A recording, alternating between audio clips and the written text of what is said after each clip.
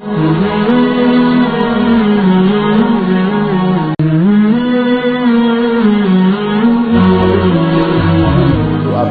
menghadiri majlis ilmu atau majlis zikir karena kita banyak dosa? Yang pertanyaan keliru. Justru karena banyak dosa makanya penting menghadiri majlis ilmu.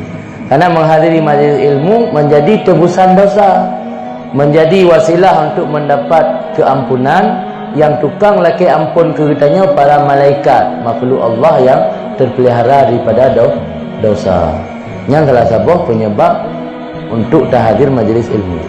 Ini pertanyaan keliru yang menurut long. Kupu tak hadir di majlis ilmu tanya letak dosa. Yang kata malah tanya kupu tak murna tanya si anak ada pulam. Mana yang murna orang yang tak ada depu. Yang merat lemah tembus sampai lemah pijuk nak pelai merat. Pada nak menanya. Yang pertanyaan yang keliru. Justru karena ditanya oleh dosa maka cukup penting tak hadiri majlis ilmu. Cuman mana menyatakan haid tamai. Baik tayak bet. Karena nanti nak sebagai orang kun kalau tak pun ada pula dosa dia. Tamai pihak harus tak yakin dengan gara-gara keberkatan tayak bet kadang-kadang Allah beri hidayah katanya untuk tak beramal. Nah kisah hero orang dari negara Inggeris gejak Yaman, gejak bahasa ulama gekun lom jut kutama Islam tapi baik semayang siroi mengga je. Dalam malung 3 minggu 3 semayang uro minggu. Yalah Islam siroi mengga. Hae wa. Tamu Islam mentang jit pi baik payah semayang. Kun sebagai ulama yang benar rencana ke baik kata mau dia kan. Fungkan dah rencana semayang bu tamu Islam. Dotruk masalah siroi ulama yang lain, ulama yang zuriyat daripada Rasul. Bukan ulama yang tamang ngaju Islam.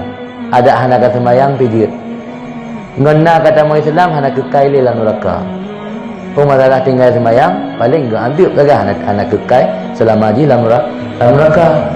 Intik le kau ucap kalimah syahadat Allah akan geram hidayah cahaya alam hati.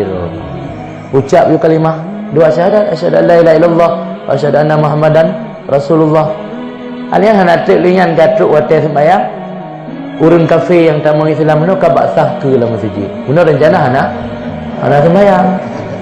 Jadi kadang-kadang walau kitanya tak anggap roh tu salah, tak hadir majlis ilmu dengan musapat ramai-ramai orang.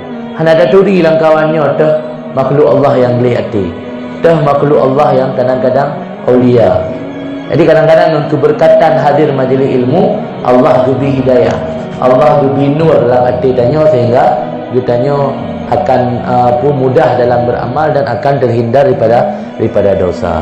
Maka lang kita tasawuf pegah ini, jangan sekali-kali kamu meninggalkan zikir walau hatimu lalai, tidak mampu menghadirkan zikir dalam hati. Karena dengan sering tapa ucap zikir dengan lidah, kadang-kadang dengan keberkatan zikirnya akan mampu juga tahdir dalam hati. Jadi baik gara-gara haitim khusyuk hana sembahyang. Baik gara-gara haitim hadir hati ote tak berzikir, hana berzikir li. Baik gara-gara haid tamai letakku kata tepu anjir ote tayak bet, hana tayak bet li. Yang pemikiran yang keliru, yang malah talbis iblis kira. Yang sama lagi di talbis bak urang, baik letak nafai Quran tetua untuk dosa. Yang kebegali Ibnu Salah dalam kitab fatwa kan, bila kira urang dikun han kuafai Quran karena tetua je ke dosa. Yang dipegah talbisun min talabisil iblis. Italbih le iblis, pegapu le iblis tanya.